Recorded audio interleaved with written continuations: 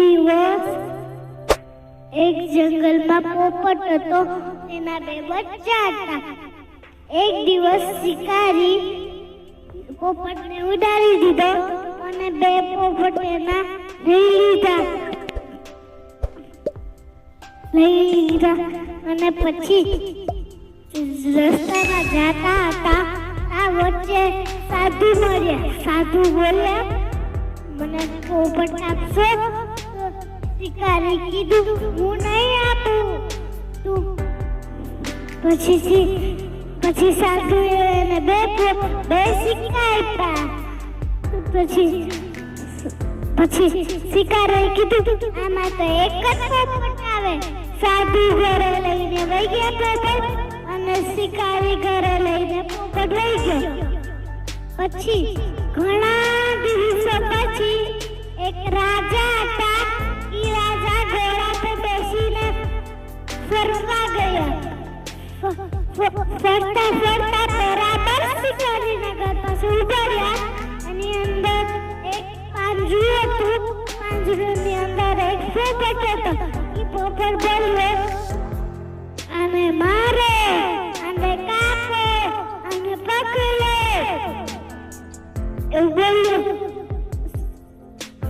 રાજાને તો બહુ બીક લાગી અને ત્યાંથી ઘોડા પર બેસીને ભાગી ગયા અને આ સાધુની ઘરે ગઈને એની પેલા ઝાડ ઉપર એક પોપટ હતો. એ પોપટ બોલ્યો, આવે અતિથિ દેવો ભવ, ભોજન કરો, ફળ ખાઓ, પાણી પીવો, જલપાન કરો.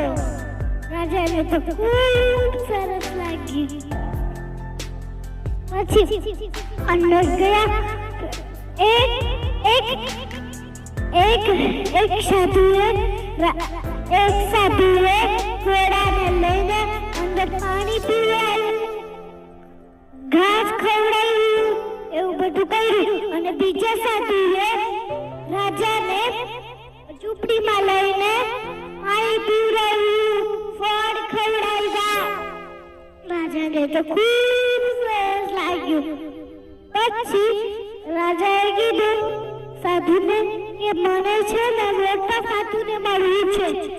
તો સાધુએ કીધું કે પૂજા કરવા બેઠા છે, હમણાં આવશે. થોડીક વાર થઈ તો હમણાં આવ્યા. રાજાએ કીધું કે સાધુ માણસ મને હું અહીંયા અંદર આવતો હતો ને તારે એક ઝાડ ઉપર એક પોપટ હતો. એવું બોલ્યો, આવે અતિથિ દેવો ભવ, ફળ ખાઓ, ભજન કરો, જલપાન કરો, પાણી પીવો એવું બોલ્યો. મને તો ખૂબ સરસ લાગ્યું.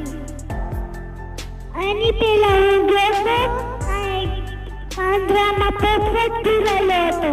ઈ બોલ્યો, આને મારે, આને કાપો, આને પકડો. કેમ આ બે પોપટ તો હરખા જ લાગતા હતા, પણ કેમ એટલા બધા અલગ? તો સાધુ તો હસવા મળ્યા અને કીધું કે આ બે છે ને સગા ભાઈ છે, પણ ફરક કેવો છે કહું? જો અમે જ્યારે પગે લાગતા હોય ને તારા આ પોપટ બધું સાંભળતો હોય અને જ્યારે અમે વાતો કરતા હોય ત્યારે આ પોપટ બધું સાંભળતો હોય. એટલે આ પોપટ અમારી જેવો છે. અને શિકારી તો રોજ એવું બોલતો હોય ને, અને મારો, અને કાપો, અને પકડો. એટલે ઈ પોપટ એવું શીખ્યો પરથી ભોગ મળે છે. જેવા સાથે રહી એવા આપણે થઈએ. બાળકો તમને સમજ પડી કે આપણે સારા વ્યક્તિ સાથે રહેવું જોઈએ અને સારા વ્યક્તિ સાથે રમવું જોઈએ. આ વાર્તાનું નામ છે જેવો સર એવો